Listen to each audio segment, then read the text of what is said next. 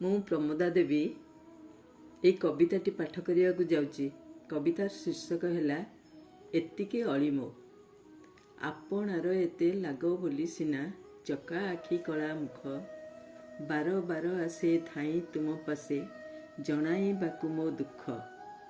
ଲାଗିଥାଏ କିନ୍ତୁ ଭିଡ଼ ମନ୍ଦିରରେ ଭକତଙ୍କ ଠେଲା ପେଲା, ମିଳେନି ନିରୋଳା ବେଳା ହେବା ପାଇଁ କଥା ଟିକେ ମନ ଖୋଲା।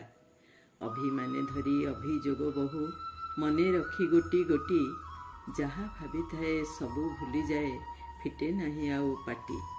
ନ କହିବା ଆଗୁ ଅନ୍ତର୍ଯାମୀ ପାର ଅନ୍ତରର କଥା ଜାଣି, ସବୁରି ଚିନ୍ତାକୁ ମୁଣ୍ଡାଇଛ ମଧ୍ୟ ନାମ ବହି ଚିନ୍ତାମଣି। ତଥାପି ଅବୁଝା ମନଟା ବୁଝେନା, ତେଣୁ ଲେଖି ପତ୍ରଟିଏ ଜଣାଉଛି ସବୁ ପଢ଼ିବ ପ୍ରଭୁ ହେ ମୂଳଠାରୁ ଚୂଳ ଯାଏଁ।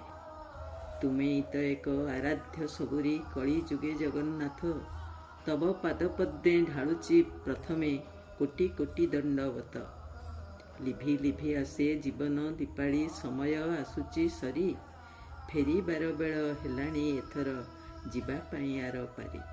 ସଂସାର ଜଞ୍ଜାଳେ ଘାଣ୍ଟି ହୋଇ ସାରା ଜୀବନଟା ଗଲା ବିତି, କରି ନାହିଁ ତବ ଜପ ତପ ଧ୍ୟାନ, ପଢ଼ିନି ପୁରାଣ ପୋଥି। ତଥାପି ତ ତୁମେ ଦେଇନ ଦୂରେଇ, କରିନାହଁ ପର କେବେ, କରୁଣା ଦେଇଛ ଢାଳି ଅଯାଚିତେ ବିପଦେ ଡାକିଛି ଯେବେ।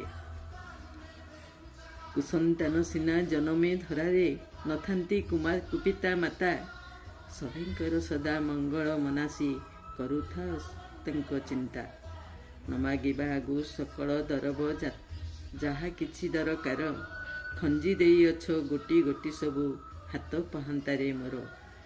ଯେତେ ପାଇଲେ ବି ଆହୁରି ପାଇବା ଆଶା ମନେ ରଖିଥାଏ, ସେଥିପାଇଁ ତ ସୁଖ ବଦଳରେ ଦୁଃଖ ସଦା ଭୋଗୁଥାଏ। ଏତିକି ଅଳିମୋ ପ୍ରଭୁ ଶ୍ରୀଚରଣେ, ଶେଷ ବିଦାୟର ବେଳେ ଦର୍ଶନ ଦେଇ ନୟନ ପଥରେ ଉଦ୍ଧାର କରିବ ହେଳେ, ଉଦ୍ଧାର କରିବ ହେଳେ, ଉଦ୍ଧାର କରିବ ହେଳେ।